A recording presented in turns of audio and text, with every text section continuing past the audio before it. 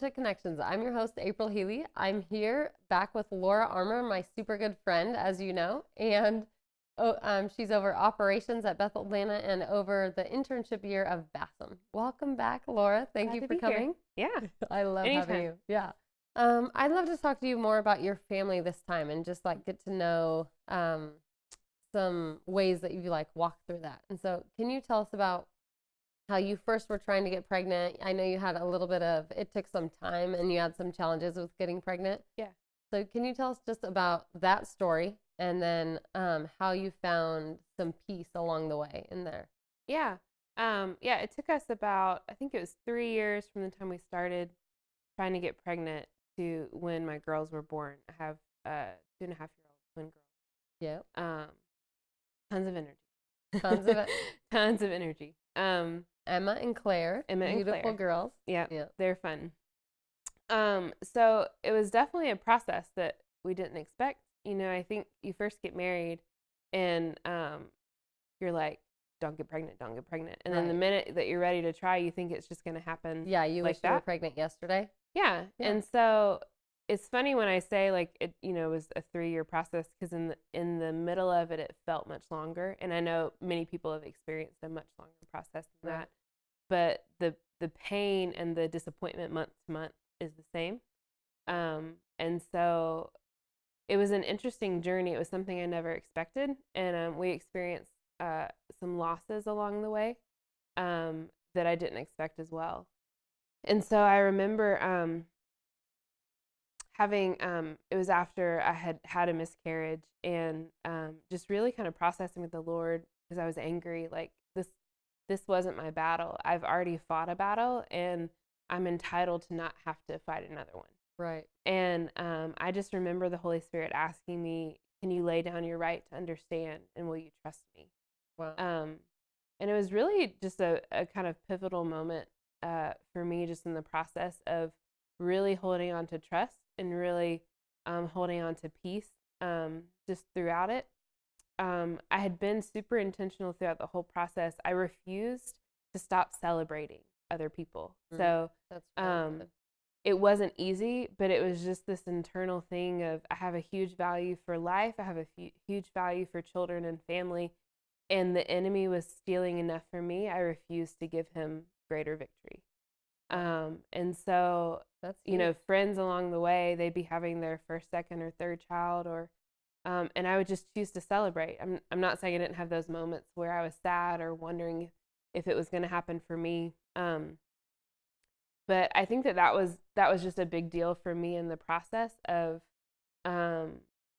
just standing my ground there. And I just, chose to still have joy in my heart for people who were experiencing something that I wasn't experiencing yet.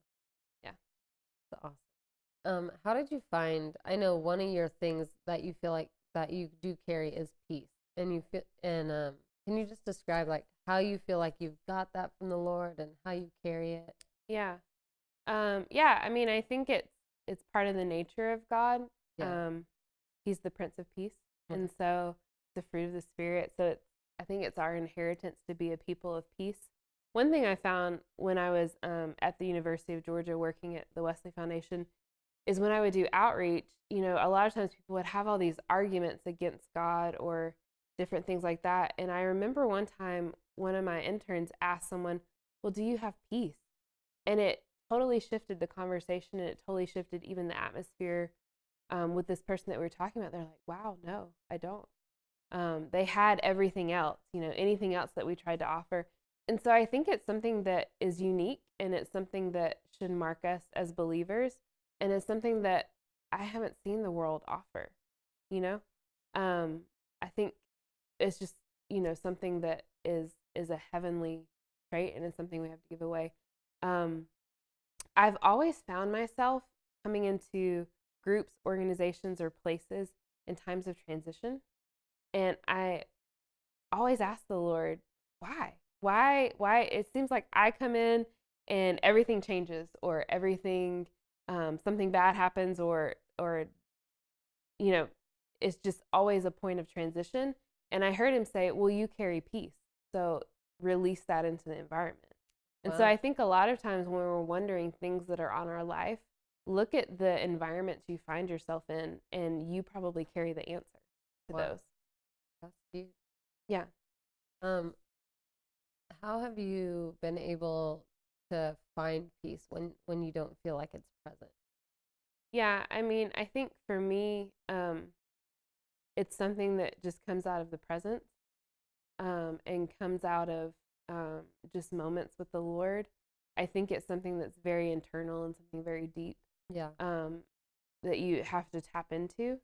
I also think a lot of times peace is a choice. You have a choice. You get to choose what you're going to focus your thoughts and emotions around. Right. I'm not saying that those choices are easy, but I think that they're there.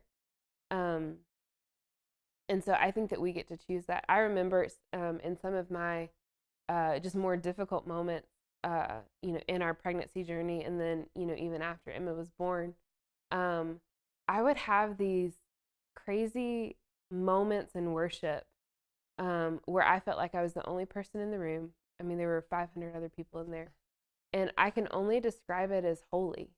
Wow. Um, just That's these moments crazy. of perfect peace where I've heard Leif Hetland talk all the time of, treating the presence of the Holy Spirit like a dove on your shoulder, Yeah. to be like aware of, to be gentle with, so that you're not doing anything to disturb it. And that's what it felt like. And I mean, a handful of those moments that I was not like afraid, but I didn't want to move, startle it. Yeah. I didn't want to sneeze, for, fear that it would like go away. And then when worship would end, it would lift.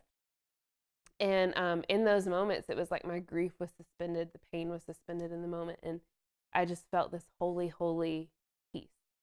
Um, and so I think like holding on to those and tapping into those, remembering those almost as like a testimony when you're not feeling it in the current moment.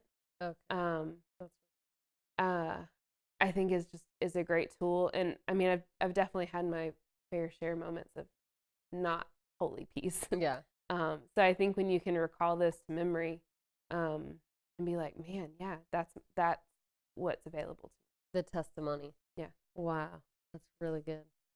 Um, can you tell us a little bit about Emma and your journey in that process, and then how you found that trust is like that thing that you feel like you've gone after? Yeah. So when she was born, she had several just medical issues. And so she's had, I think, 5 surgeries now. You wouldn't know, looking at her, and she's awesome. She's great. But Yeah. it was definitely a curveball. It was things we didn't expect, and there are some things that we don't necessarily have the full picture behind and like full answers for. And so it's interesting being in a supernatural healing environment and not seeing your kid get healed when you're praying. Right. Not Um, yet, anyway. right, not yet. And so it was something that we really tapped into. I think those foundations that were laid for me and the Lord just, kind of blatantly asking me, can you lay down your right to understand and trust me? Those foundations just in our process of even like conceiving Emma and Claire, were really critical for what we've walked out the last 2 years of Yeah. can I trust him? And it was interesting. It was the first situation I had been in where Jesus was literally my only hope. Wow. Doctors had some answers, but not complete answers. And so Jesus is our hope.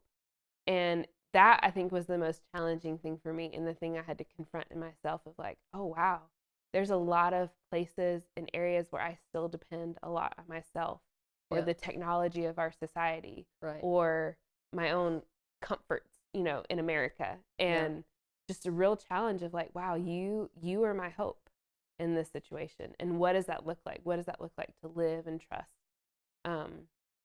So I think that's kind of been the dance we've been doing these last 2 years with her. Can you give us some practical ways of like how you've um fought for that hope and how you've fought for that trust?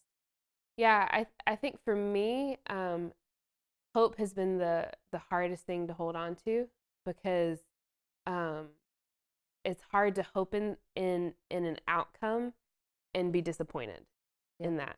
And so I think I've realized you have to transform it and putting your hope in who Jesus is and what his nature is. Yeah. So that's kind of been this journey I've kind of gone on these last few years. I don't think I have an answer to it. I feel like it's something I'm still wrestling with, but really going into like no longer having your hope in him healing Emma, but having your hope in him as a healer. That Wow. it's his nature. It's not something he does, it's who he is. Wow. And learning how to Wow, pray wow, from wow. that point of view Yeah. instead of something else. And it's something I'm learning. I don't have an answer. I haven't arrived at all, but Yeah. I think it's, Wow. if anything I've learned, it's worth fighting for. Well said. Yes. Exclamation point. Yeah. Come on. That's so good, Laura. Thank you. Thanks for all your wisdom and all your giftings. You're so good at carrying peace, and you're so good at fighting for hope and learning how to trust. You're just so good at like teaching us all how to do it better as we watch you live your life. And so I'm grateful for you. I'm so thankful that you're like showing us the way. Yeah. And so thanks for coming on the show. Thanks for being vulnerable and honest with your life and where you guys are at. And you guys, thanks for joining us. Thanks for listening to Laura and all her beautiful stories and just how she's growing. And we love you. We love that you're a part of this, and we would love for you to come back next time.